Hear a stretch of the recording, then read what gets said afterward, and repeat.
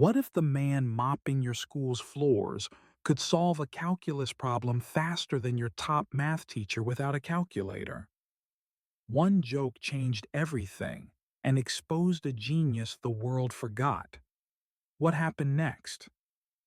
No one was ready. It began with a smirk, a seemingly harmless moment, a sarcastic comment, a joke that wasn't meant to land, at least not in the way it did. But by the time the classroom fell into stunned silence, by the time a mop was quietly leaned against the wall, and a man no one had ever truly seen picked up a dry erase marker, everything about Roosevelt High had already changed. No one knew it yet.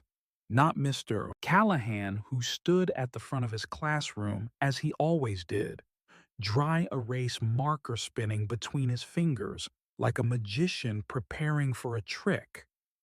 Not the students of fourth period calculus, who were too busy staring out the windows or sneaking glances at their phones to realize they were about to witness something unforgettable. And definitely not Marcus Hill, the 51-year-old janitor in a faded forest green uniform who was just doing his job, just mopping the hallway, as he had every day for the past 6 years. But the thing about revolutions is they rarely announce themselves. They begin quietly with the smallest shift in attention. A pause, a glance, a question. That's not really a question but a test. And this one started with a question that was never meant to be answered. It was a Thursday afternoon in Savannah, Georgia, the type of humid, slow-burning day that made the air in the classroom feel like wet chalk dust. Roosevelt High School was crawling toward the end of the school year, and students were already halfway checked out. Fourth period had become an exercise in endurance, just surviving until lunch. Inside room 204, the tension was as stale as the unwashed desks. Mr. Callahan, Roosevelt's notoriously dry-witted calculus teacher, had just scrawled a complex derivative across the whiteboard, a mess of parentheses, exponents, and nested functions that looked more like a code than a lesson. His voice, sharp and clipped, filled the room. "This," he declared, "is where most of you lose the plot." He turned to face the class, scanning the rows with the weary eyes of a man who'd already given up on being understood. No hands were raised, no eyebrows lifted, just the sound of someone texting beneath their desk, and the hum of the air conditioner struggling to keep up. Then it happened. A sound from the hallway, the slow, familiar squeak of a mop bucket rolling across linoleum. Mr. Callahan paused, then smiled, not kindly. It was the kind of smile that students had learned to dread, the kind that came right before someone got called out. "Well, well," he said, gesturing toward the door. "Look who's out there, solving the mysteries of the universe." The class turned, eyes drifting to the open doorway. There stood Marcus Hill, as usual, quiet, head down, focused. He didn't flinch at the attention. He didn't stop moving. Callahan raised his voice just enough for it to carry. "Hey, Marcus, how about you give this one a try?" He tapped the whiteboard with his marker. "You're always pacing out there, like you've got equations dancing in your head." A few students chuckled. It wasn't laughter, not really, more of a release, an awkward ripple of noise in response to a power play. Everyone expected Marcus to keep moving, maybe nod politely and disappear, but he didn't. He stopped. Then slowly, he turned toward the room, and in that moment something shifted. He wasn't just the janitor anymore. He was the question no one could answer, the anomaly in their expectations, the pause in their programming. He stepped inside. There was no grand entrance, no speech, just the steady movement of a man who had nothing to prove and everything to show. "May I?" he asked, gesturing toward the board. Mr. Callahan hesitated momentarily, caught in the trap of his own sarcasm. "Be my guest," he said, voice tight. Marcus took the marker with a familiarity that surprised everyone. He stared at the problem not as a challenge but as an old friend. Something once loved, something once lived. And then he began. It was like watching someone uncover buried treasure. Only the treasure was understanding, and the map was drawn with calm, deliberate strokes. Marcus broke the problem down piece by piece. His voice was low, steady. No theatrics, no flourish. He explained each step with the clarity of someone who knew not just the solution, but how to make others believe they could find it too. "This," he said, underlining a section of the equation, "is where most people get tangled. You've got to find the inside first, strip it down to what it's really asking." He wasn't showing off. He was teaching. And the room's silent phones dropped, eyes lifted. Even the ones who had checked out long ago leaned in, unknowingly, drawn by the gravity of someone who didn't just know he understood. When he finished, he capped the marker and stepped back. The board behind him was filled with neat, precise work, a full solution. "That's one way to do it," he said softly. For a full 10 seconds, no one moved. Then someone whispered. He did that in his head. Mr. Callahan opened his mouth, but nothing came out. Marcus nodded once politely, then he turned, picked up his mop, and walked out of the room. Just like that. But no one in that classroom would ever forget what had just happened. By the time lunch rolled around, the clip was everywhere. Ava Sanchez's third-row senator had been filming the moment quietly. She didn't mean to catch a viral moment. She just knew instinctively that something important was happening. She uploaded the video to TikTok. The caption read, "Our janitor just smoked the AP calc teacher. No calculator, no hesitation." By the time students returned from lunch, it had over 50,000 views. By the end of the day, over 200,000. By Monday morning, it would reach 1 million. But Marcus, he didn't know, didn't care. He didn't have social media. He still used a flip phone with a cracked screen. That day, he was fixing a broken soap dispenser in the girls' bathroom before the homeroom started. Just like always, because to him, it hadn't been a statement. It had been muscle memory. A life he used to live. A promise he never quite kept. That night in a quiet one-bedroom apartment on the south side of Savannah, Marcus Hill sat on his back steps sipping tea from a battered thermos.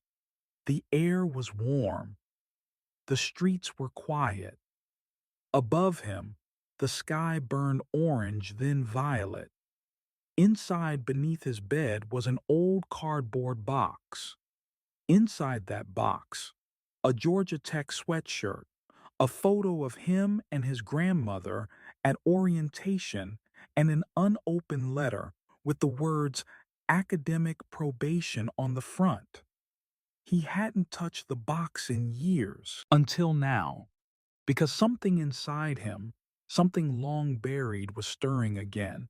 And he didn't know it yet, but the world had already taken notice. If this story has already surprised you, trust me, we're just getting started. Because what happened next didn't just shake up a school, it changed the way an entire community saw intelligence value and the power of quiet perseverance. So don't go anywhere. Make sure to subscribe to this channel and turn on notifications because in the next chapter, Marcus's past comes to light, and what he sacrificed to get here will break your heart. We're only scratching the surface. Quiz time. Drop your answer in the comments below. What prestigious university did Marcus once attend before life took a different turn? A MIT, B, Georgia Tech. Let us know your answer below, and we might give you a shout out in the next video. By the next morning, Roosevelt High was no longer the same school it had been just 24 hours earlier. The shift wasn't obvious at first. It wasn't in the announcements, or the tardy bell, or the smell of cafeteria hash browns that greeted students as they filtered into the building. It was in the eyes, in the way students looked at each other, in the silence that followed a question in math class, not because no one knew the answer, but because they were thinking about him, Marcus Hill, the janitor.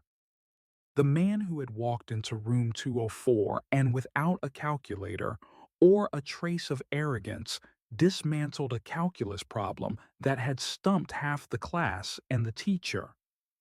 By now, nearly everyone had seen the clip, uploaded by Ava Sanchez, who hadn't even meant for it to go viral. The 45-second video had exploded across TikTok and Instagram overnight. No transitions, no flashy captions, just raw, shaky footage of Marcus solving the problem, while students stared slack-jawed and silent. The caption said it all. Our janitor just smoked. AP Calc. I'm not okay. The school's Wi-Fi was slower than usual that morning, not because of a system error, but because nearly every student was re-watching the same video on repeat. Teachers heard whispers in the hall, subtle glances, nervous laughter, and for the first time in years, a janitor's name was being passed from locker to locker like a legend. But Marcus himself, he hadn't seen the video. He didn't need to. He could feel it in the way students paused mid-step when they saw him, in the sudden hush that followed his passing, in the stares that weren't cruel but searching, trying to understand, trying to reframe. Later that morning, Marcus was called into the front office. Dr. Renee Walters, the school's principal, stood by the window of her office, holding a tablet in one hand, a mug of black coffee in the other. She greeted him with a smile that didn't quite hide her curiosity. Marcus, she said, gesturing to a chair, I think we need to talk about this. She turned the screen toward him. The thumbnail alone was enough to make his stomach tighten. He didn't like attention. Never had. I didn't plan any of this, he said quietly. Dr. Walters nodded. I believe you, but you may want to know. It's gone viral. I don't have social media, he replied almost apologetically. She smiled. Then let me catch you up. As the video played, Marcus said nothing. He just sat there watching his own hands move across the board, his own voice steady and calm, narrating every step. What stood out most to him wasn't the math. It wasn't the stunned silence of the students, or even Mr. Callahan's expression. It was the way he looked comfortable, not just with the material, but with himself, like a part of him had come out of hibernation without asking for permission. I've had a few teachers ask me if you'd consider tutoring, Dr. Walters said after a moment. Just informally, voluntarily. They're curious, Marcus, and not just about your math skills. He hesitated, hands folded in his lap. I haven't taught in a long time, maybe she said. But that doesn't mean you've stopped knowing how. The offer hung in the air like a bridge. Marcus didn't step across it. Not yet.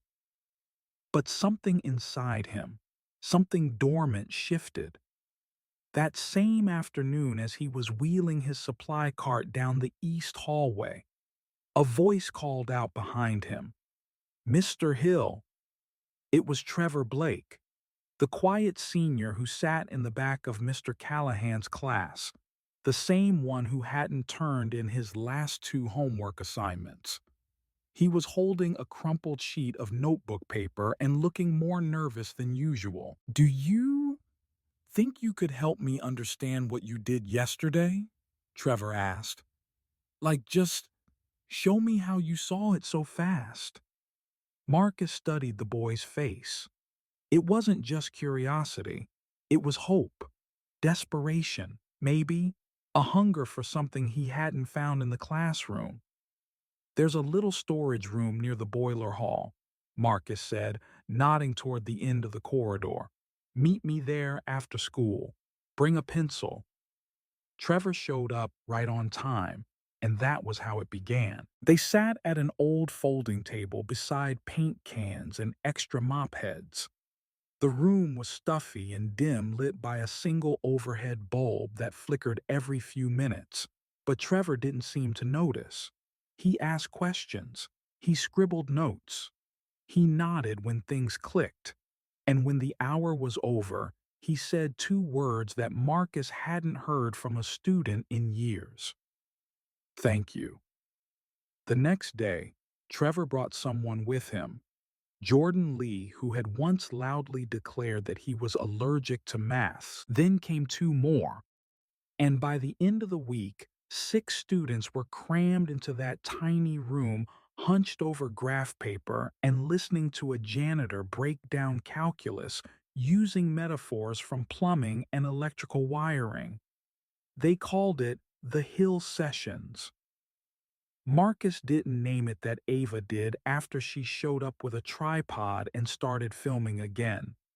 But this time, she asked, "First, I want to make this into something real," she said. "Not a meme, a documentary." He raised an eyebrow. "I'm serious," she said. "People need to see this. See you. What you're doing, it matters." Marcus didn't say yes, but he didn't say no either. The sessions grew. Every day after school, more students arrived. Some brought snacks, others brought extra chairs. Ava decorated the walls with sticky notes containing formulas and Marcus quotes. One read, "It's not about being fast. It's about being clear," another said. "You don't need to know all the answers. You just need to stop running from the questions." Students stopped seeing the storage room as a closet.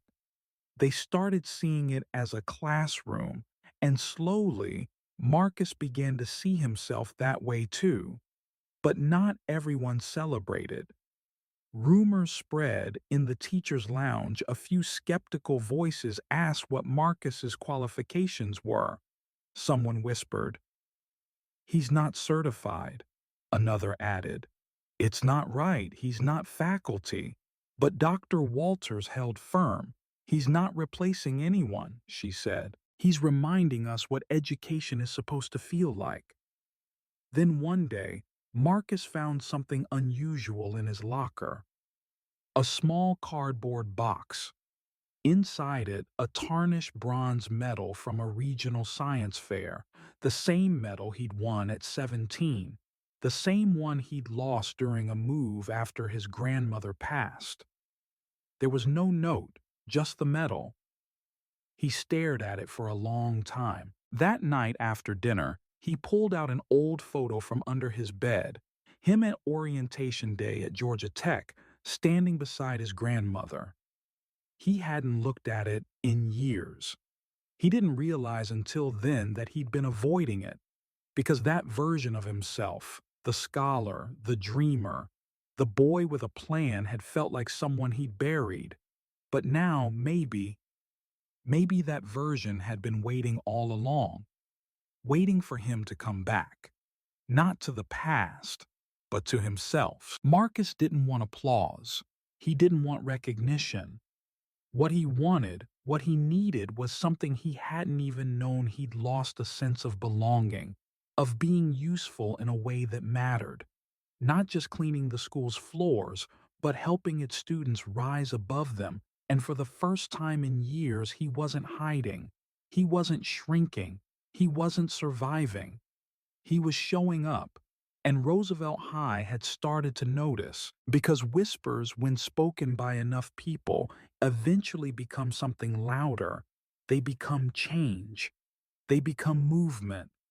They become the first drafts of a story that no one saw coming, not even Marcus Hill. The room used to be nothing, a forgotten closet wedged between the science lab and a boiler hallway. Dim lighting walls stained with years of overlooked work orders.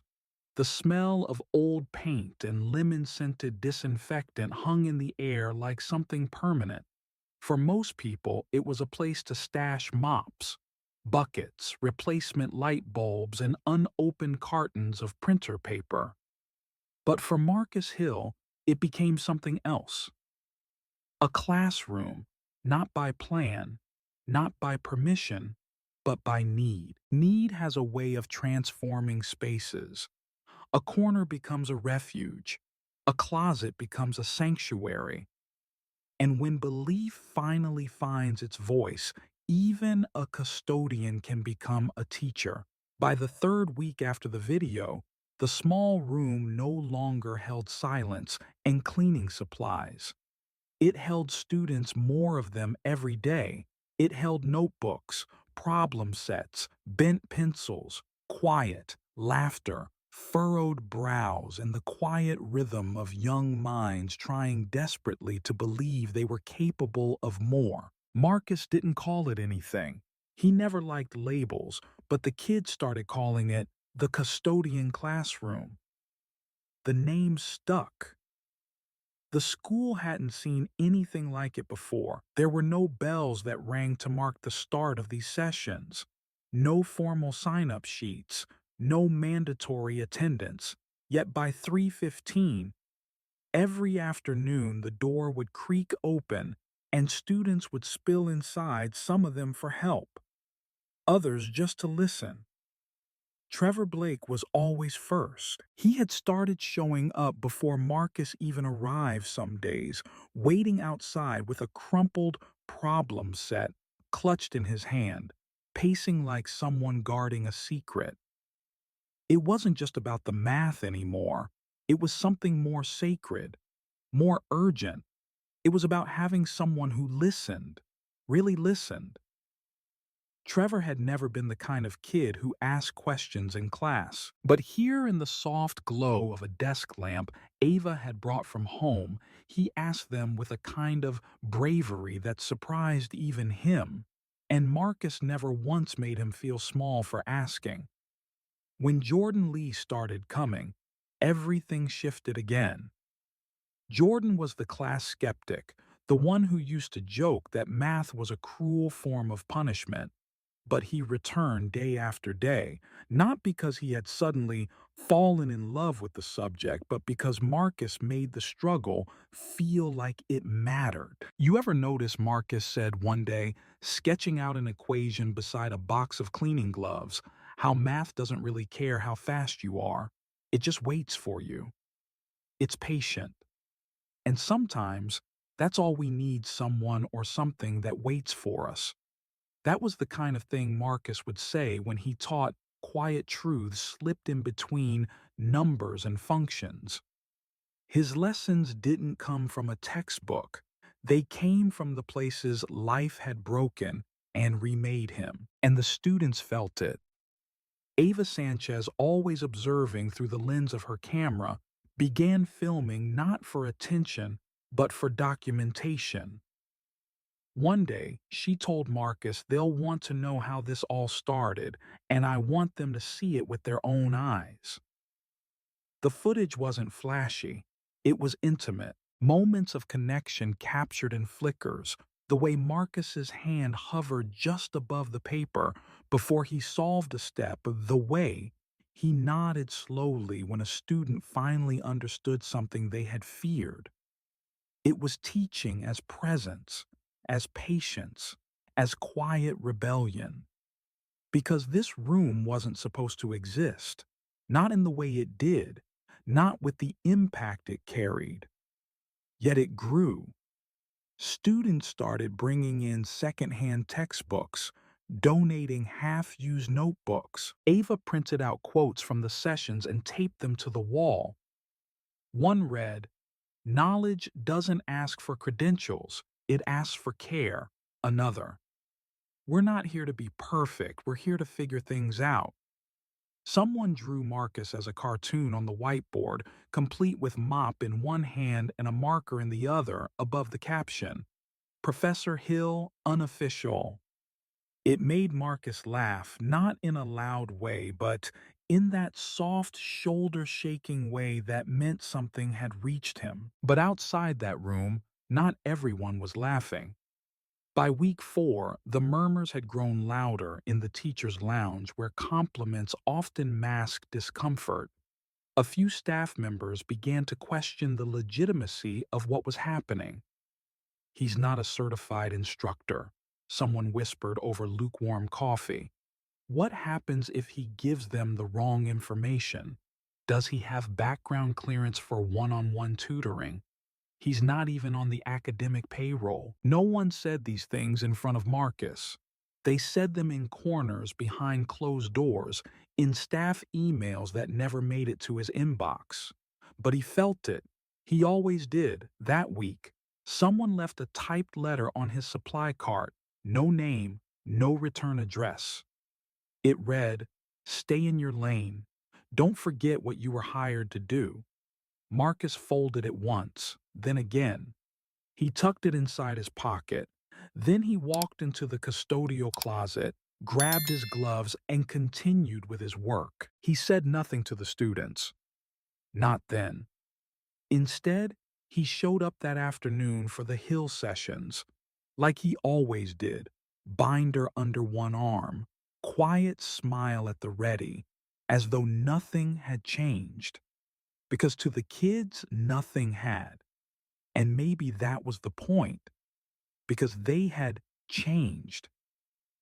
Zuri Thompson, a soft-spoken freshman who barely made eye contact when she arrived, had started solving problems on the board. Slowly at first, hesitantly, but Marcus saw her eyes shift from doubt to determination over the course of 2 weeks. She still never said much, but her presence spoke for itself. And it wasn't just students anymore. Coach Rivera dropped by during one session and leaned against the door, arms crossed, watching in silence as Marcus walked Jordan through an integral problem. When the session ended, he pulled Marcus aside. "You ever think about coaching?" Rivera asked. Marcus grinned. "I already do." A few days later, Ms. Lynn from physics stepped into the room and stayed for the full hour. She didn't speak. She just watched the way Marcus asked questions before giving answers, the way he invited students to teach each other, the way he gave the room back to them, even as he let it. She found him after. "You're doing something rare in there," she said. Marcus shrugged. "They're the ones doing it. I'm just reminding them." Not every teacher was so moved. Mr. Callahan hadn't said a word about the sessions. He walked past the room twice a week, never stopping, never commenting. But his silence had shifted. It was no longer dismissive, it was guarded. Not jealousy, not exactly, but maybe something closer to discomfort, to being outshined in a space where he had once ruled unquestioned. Still, Marcus never rubbed it in. He had no interest in proving himself to Callahan or anyone else. He wasn't trying to replace anyone. He was just trying to be present, because in a world where people walk past janitors without so much as eye contact, showing up fully authentically is a revolution in itself. And that's what the custodian classroom had become. Not a rebellion, not a threat, a revolution of kindness, of belief, of a quiet man in a green uniform who dared to pick up the marker when no one else would. Part 4. More than just numbers. The sessions had outgrown the room. It wasn't that the physical space had changed. The custodian classroom was still the old storage closet behind the science wing with its flickering light bulb and mismatched chairs. But what happened inside it had transformed beyond what anyone, especially Marcus Hill, could have predicted. What started as a single act of humility, a janitor solving a calculus problem, had become something so much bigger than math. It had become a gathering place for possibility, not just the possibility of understanding numbers or passing exams, but the kind of possibility that reshapes identities. Students who had spent years believing they weren't smart enough, weren't math people, or didn't belong in the academic world now came in with their heads a little higher. They started seeing themselves not by the grades stamped on their papers, but by the questions they were brave enough to ask and the work they were willing to put in. And Marcus, he started seeing something in himself he hadn't felt in decades. He belonged, but belonging, Marcus had learned, never came without resistance. By the end of April, the sessions had a rhythm. Tuesdays and Thursdays after school, students came early, stayed late. They scribbled in notebooks, challenged each other, asked Marcus questions he hadn't heard in years. Some days there were too many students to fit in the room. They spilled into the hallway, working on the floor, sharing textbooks, arguing over proofs with the kind of joy that comes from finally feeling capable. Trevor Blake, once hesitant and withdrawn, was now leading mini groups on derivatives. Jordan Lee had started a math meme page inspired by the sessions. Zuri Thompson, the quiet freshman, was tutoring two classmates who had never passed a math test before, and Ava Sanchez, whose camera had captured the moment that started it all, was now deep into editing her full documentary. She came to Marcus one afternoon with tears in her eyes. "You gave me something to believe in," she said, "and I'm not even here for the math." Marcus didn't know what to say. He never did when the compliments became personal, because in his mind, he was just doing what made sense. But it made sense to a whole lot more people than he realized. Dr. Walters had noticed. She'd been watching the slow ripple effect of Marcus's presence, not just in test scores, but in hallway conversations, classroom engagement, even the tone in staff meetings. One Thursday morning, she pulled Marcus into her office again, not to warn or caution or correct, but to thank him. "You're changing something we've struggled with for years," she said, "not by reinventing the curriculum, not by demanding attention, just by being you." Then cautiously she added, "The school board is drafting a proposal to turn your sessions into an official elective, non-credit for now, a pilot, but it could open doors for something more formal down the line." Marcus looked down at his hands, calloused, weathered, steady. "I'm not looking for a title," he said. "I'm not trying to be anything official." "We're not asking you to change," she replied. "We're asking if you'd let us support what you're already doing." He didn't say yes. He didn't say no. He just nodded slowly, thoughtfully, like someone recognizing a road they once meant to walk. But not everyone welcomed the change. Though most teachers had come around, some even dropping by to observe, learn, or lend support, there were still a few who viewed Marcus's influence with unease. Mr. Callahan had yet to speak publicly about the sessions. He never commented, never criticized, but his silence was a language all its own. The sting of being upstaged by someone who wore a name patch instead of a necktie wasn't something easily shaken, but something had shifted in Callahan too. One Tuesday afternoon, Marcus was midway through a lesson on logarithms when the door creaked open. Callahan stepped inside, He didn't speak, didn't ask questions. He just found an empty space at the back of the room and watched. He returned the next week and the week after, still quiet, still guarded, but he stayed. And that Marcus understood meant more than anything he could have said. Later that month, after a session had ended and the students had cleared out, Callahan lingered. "I used to think this job was about control," he said quietly. "Structure, getting kids to listen." Marcus waited. "But you listen to them first. You ask before you explain. You let them make mistakes." "That's how I learned," Marcus said. Callahan nodded. "You remind me why I started teaching in the first place. There was no apology, no formal acknowledgement of the wound that had started this journey. But sometimes growth doesn't arrive with fanfare. It arrives in presence, in silence, in sitting side by side. When you used to stand across from someone, Marcus never needed validation. But that moment mattered because it wasn't just the students who were changing, it was the culture. Miss Lynn asked Marcus if she could incorporate some of his analogies into her physics lessons, like the one about plumbing systems and how flow rates mirrored equations. Coach Rivera pitched the idea of a summer bridge program, bringing in incoming freshmen early to work with Marcus in an effort to help them start high school with confidence. Even parents began to notice. At conferences, they brought up Marcus without being prompted. "My son never cared about math," before one father said.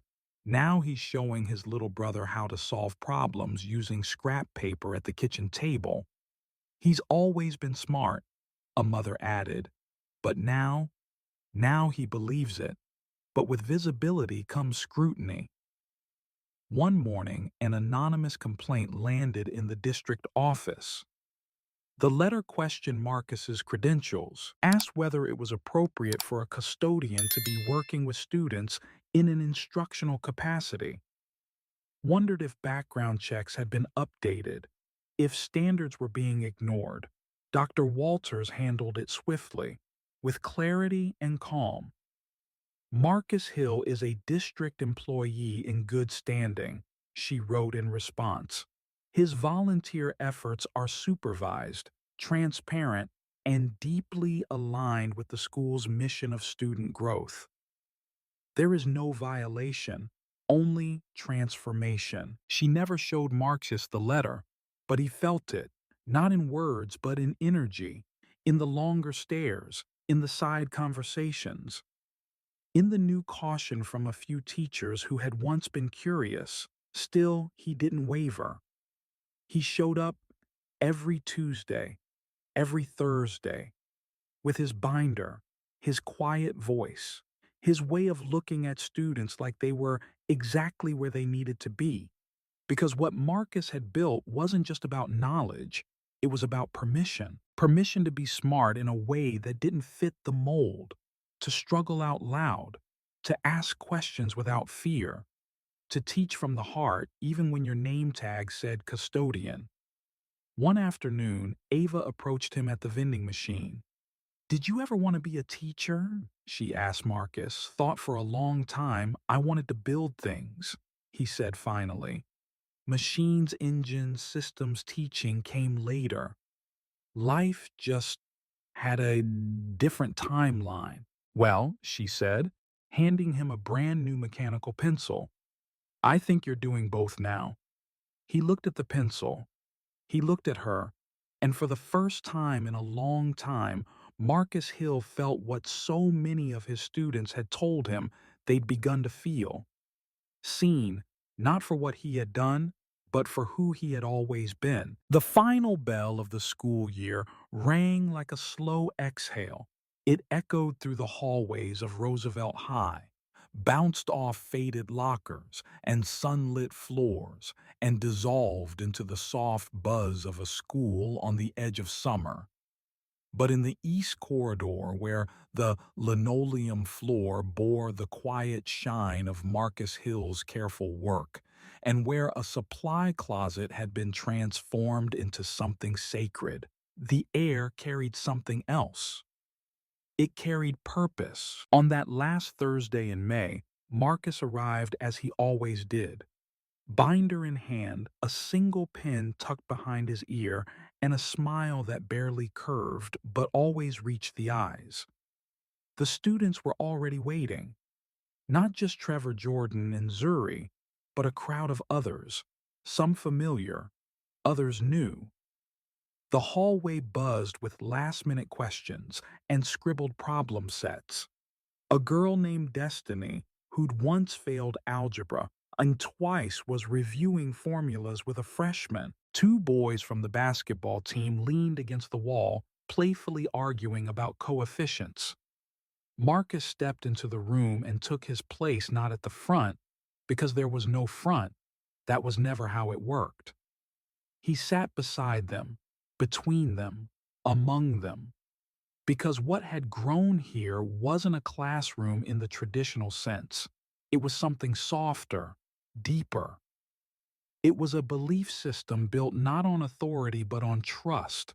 That afternoon, no one filmed. No one took photos. No one needed to. They were present.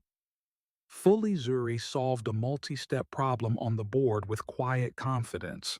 Trevor corrected her gently when she skipped a step, and she nodded, not embarrassed, but thankful.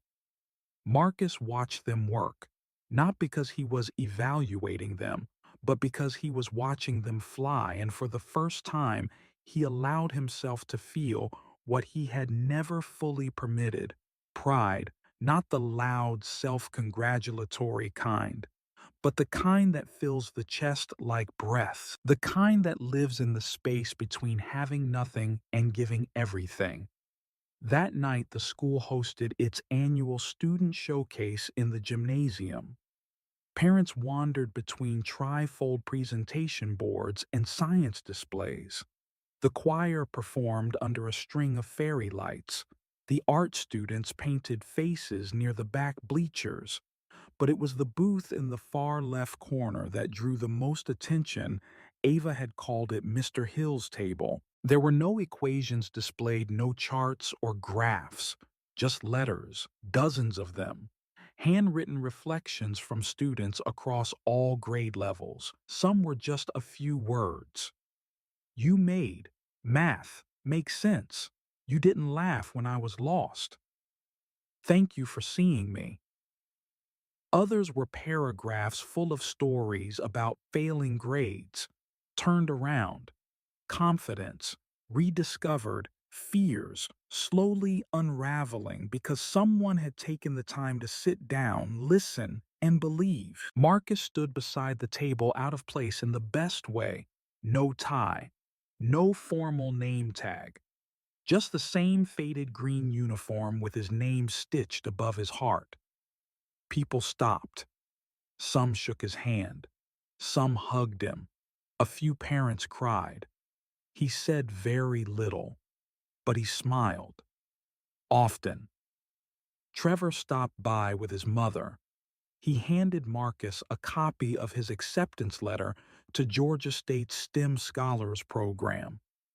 I put you down as my mentor, he said. I hope that's okay.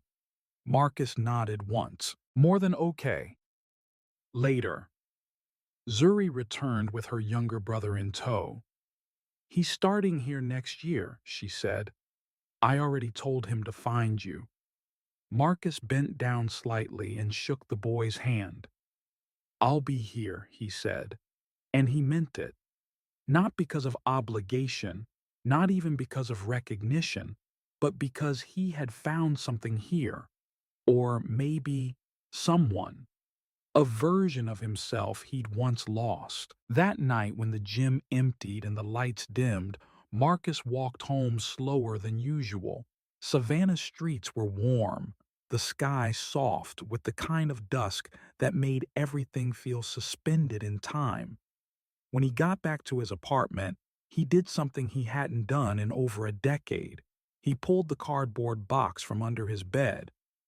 Inside was the old Georgia Tech sweatshirt, still folded the way his grandmother had left it the last time she'd done his laundry. Beside it were his transcripts, some yellowed, some faded, the bronze medal from the science fair, the calculator he used to lend out during tutoring sessions. He laid everything on the table. For a moment, he didn't move. Then, with deliberate care, he opened a new folder and added something to the collection copies of the student letters from Ava's booth. Next, he slipped in the photo Ava had printed for him, a still from the documentary capturing the moment he leaned over a desk to explain a concept to a group of wide-eyed kids. He labeled the folder Legacy, not because it meant he had reached some final point, but because he had finally started to leave something behind, not in plaques or awards, not in credentials or titles, but in the way young people now looked at themselves, in the way they walked into a classroom, in the way they no longer flinched when faced with a challenge. Because what Marcus gave them wasn't just answers, he gave them permission to grow, to believe, to be imperfect, and to try anyway. He didn't need a teaching degree to offer that. He just needed to show up.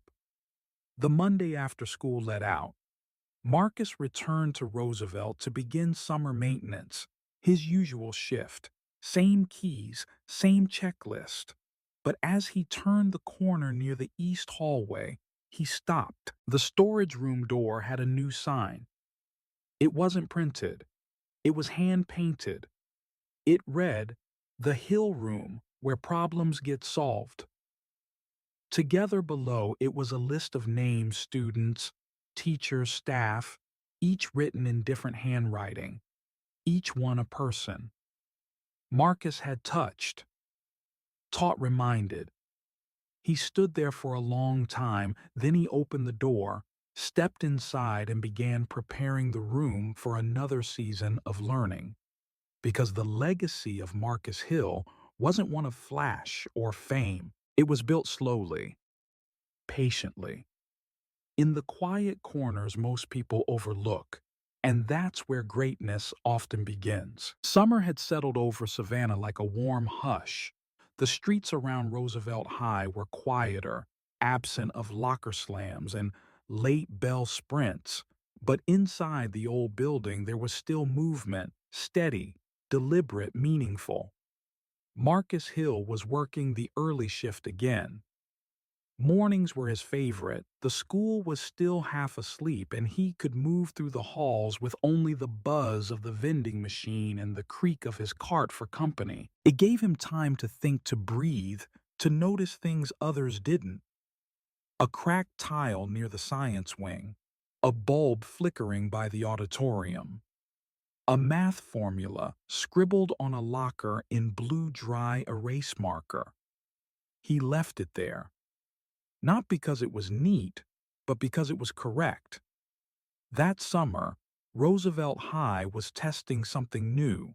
It wasn't part of any official curriculum, it wasn't listed in the district's flyers, but word had spread anyway. They called it the Bridge Program. 2 mornings a week, a group of incoming freshmen gathered in room 118, originally reserved for overflow storage, but cleared out for this purpose. Coach Rivera had proposed the idea. Ms. Lynn volunteered to help. But it was Marcus Hill they were coming to see. The students arrived nervously. At first, middle school was barely behind them.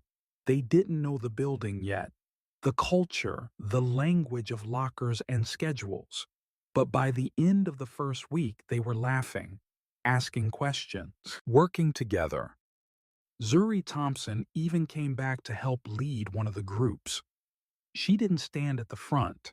She sat beside them, just like Marcus had done with her. One boy. Elijah struggled hard with fractions. By the second week, he was explaining them to someone else, not because he'd mastered the rules, but because Marcus had shown him a better question to ask. What do you notice that had become the new way in? Don't start with fear. Start with curiosity. Every session ended with the same phrase: we don't leave until it clicks. Not a demand, a promise. Marcus never raised his voice, never rushed the clock. He never made a student feel like they were behind, even when they were. Instead, he'd share something simple, sometimes a technique, sometimes a story, sometimes just silence until they leaned forward again. One morning, halfway through the summer program, Marcus received an envelope in his mailbox. It came from the district office. Inside was a formal letter, a certificate, and a single typed line. In recognition of your extraordinary service to student learning, we invite you to co-lead Roosevelt High's official peer mentorship and math enrichment program. Beginning this fall, he didn't smile right away. He read the line again. He had never been anything, never been asked to lead, not like this. He'd led with his presence, with the mop, with a marker in hand. But this was different. This was recognition in a language the system understood. Still, he wasn't sure if that was what he wanted. That evening he met with Dr. Walters in her office. She'd expected him to hesitate. "I'm not trying to make you someone else," she said gently. "We're just finally trying to meet you where you already are." Marcus looked at the certificate again.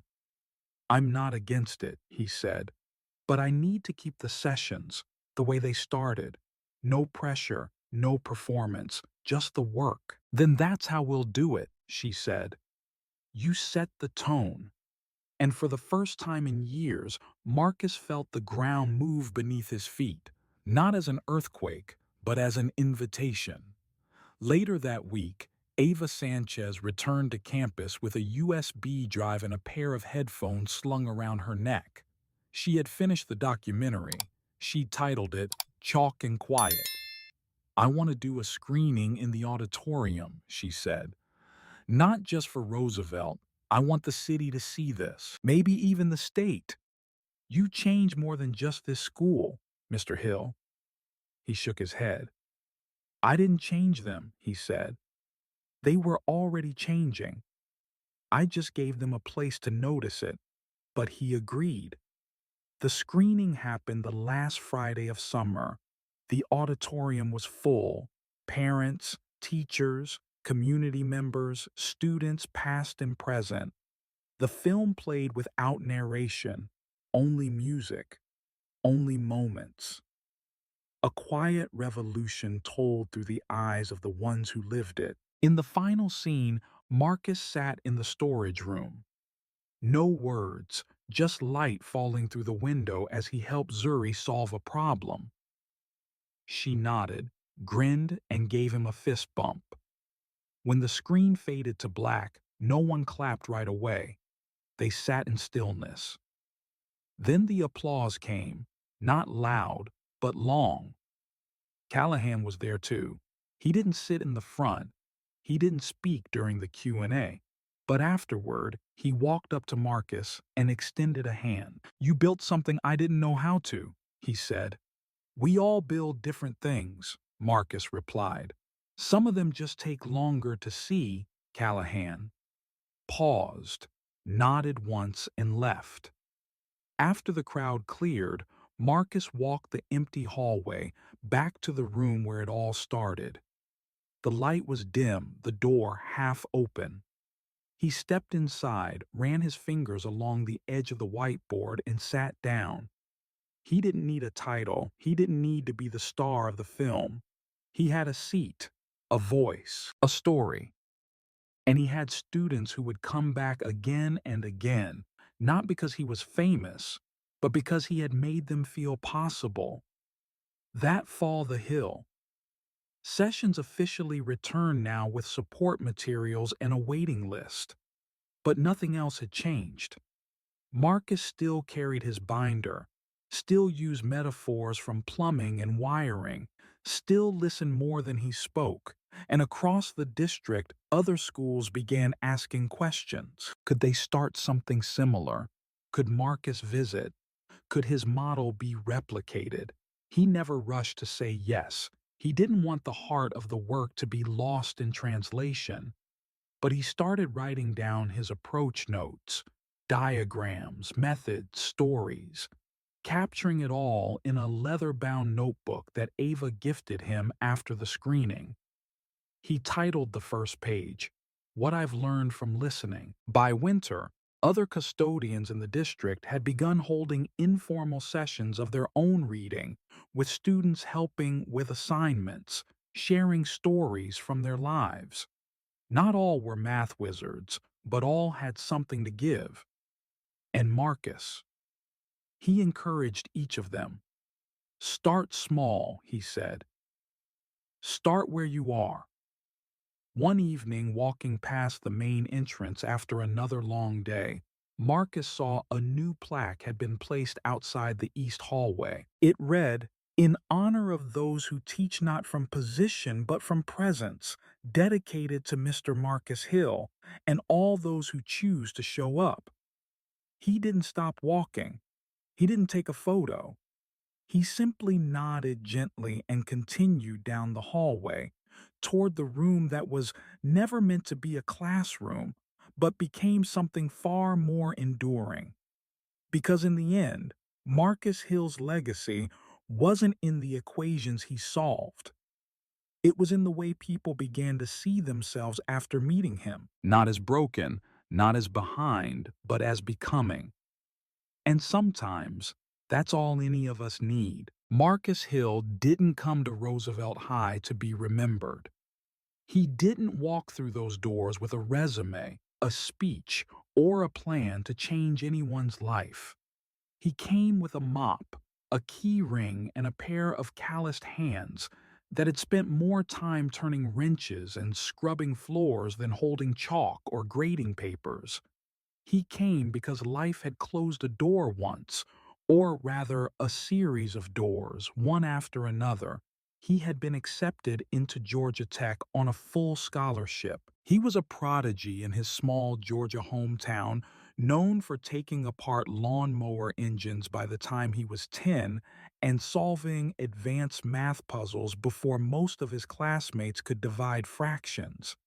But when his grandmother fell ill, Marcus didn't hesitate.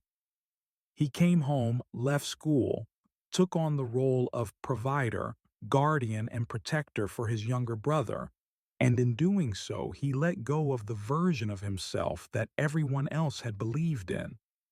He told himself he'd go back, but years passed. Jobs came and went. Responsibilities piled up. The dream that had once burned so brightly began to flicker, then fade, until it became nothing more than an old sweatshirt under his bed and a memory too painful to revisit. So Marcus rebuilt his life in silence. He found stability, if not purpose, in his role as a custodian at Roosevelt High.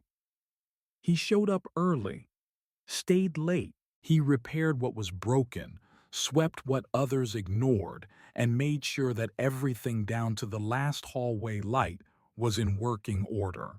Not because anyone asked him to care, but because that's who he was.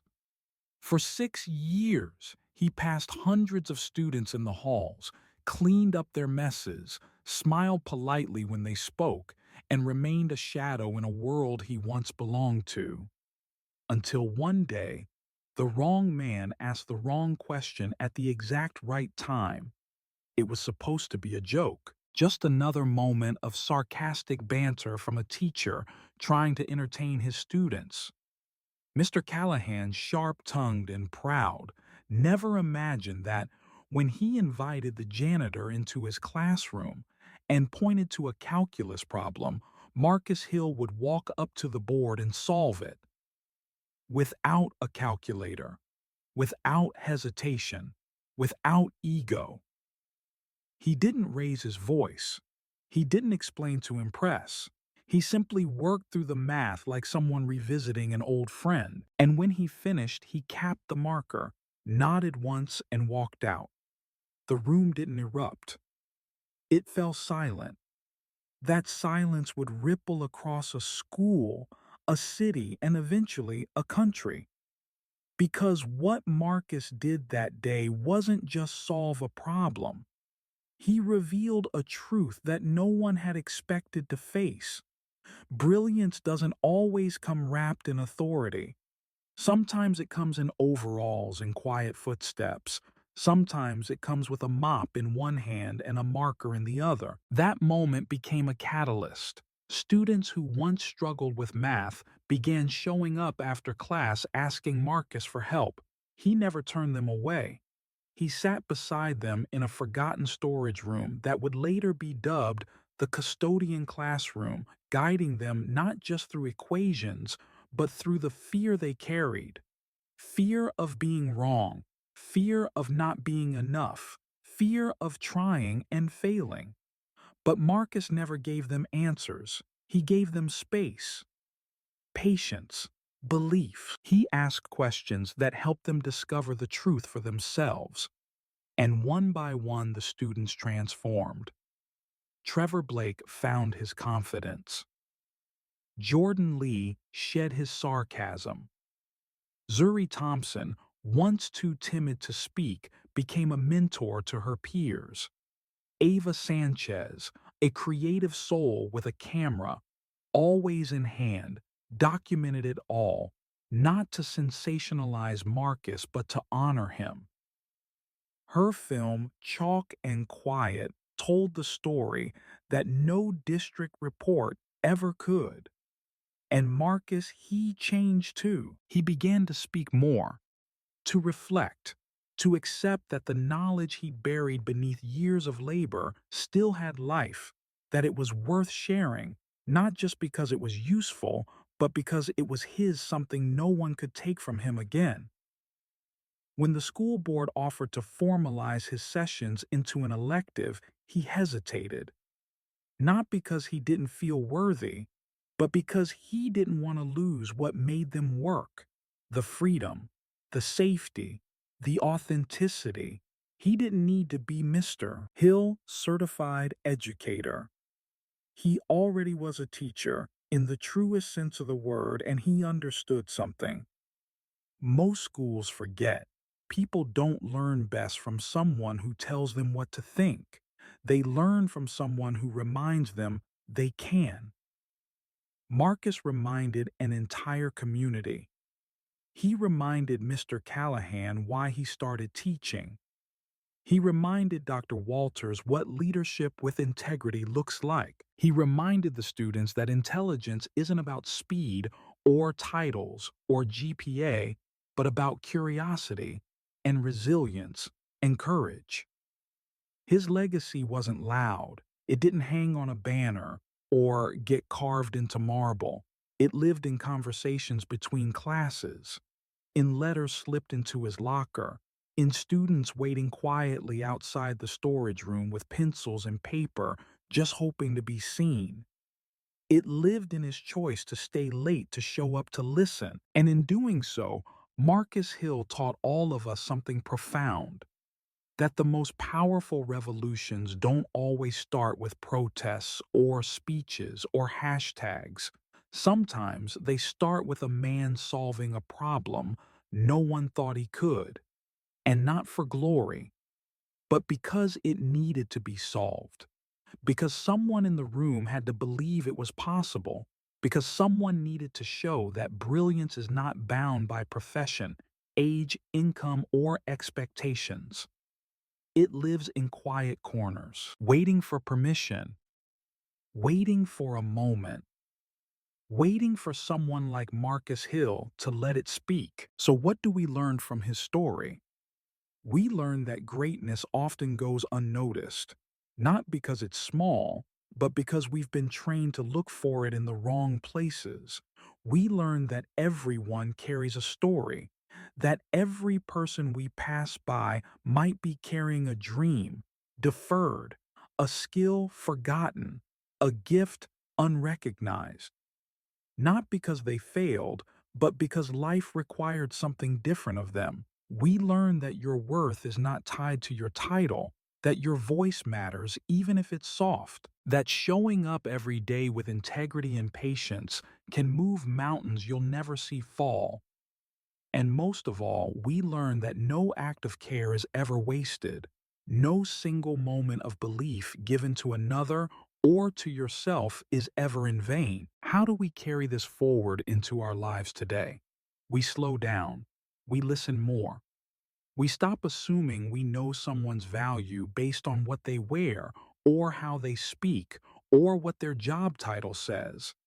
We choose to teach with kindness, to lead with humility, and to look for genius in the places where no one's bothered to look before. Because someone out there, someone who's cleaning your office late at night, delivering your groceries, standing quietly at the edge of the room, might be the next Marcus Hill. They might just be waiting for a question, an invitation, a moment to remind the world who they are. What about you? What did you take away from Marcus Hill's story? Do you know someone like him? Have you ever felt overlooked? Do you believe we're doing enough to recognize the quiet brilliance around us? We'd love to hear your thoughts. Drop a comment below and let's talk about it. Your voice matters here. Your story might inspire someone else. And if this story moved you, if it gave you something real to hold on to, please take a moment to subscribe to this channel. It helps more than you know. We're a small team pouring our hearts into storytelling that honors unsung heroes like Marcus, and your support makes it possible for us to keep going.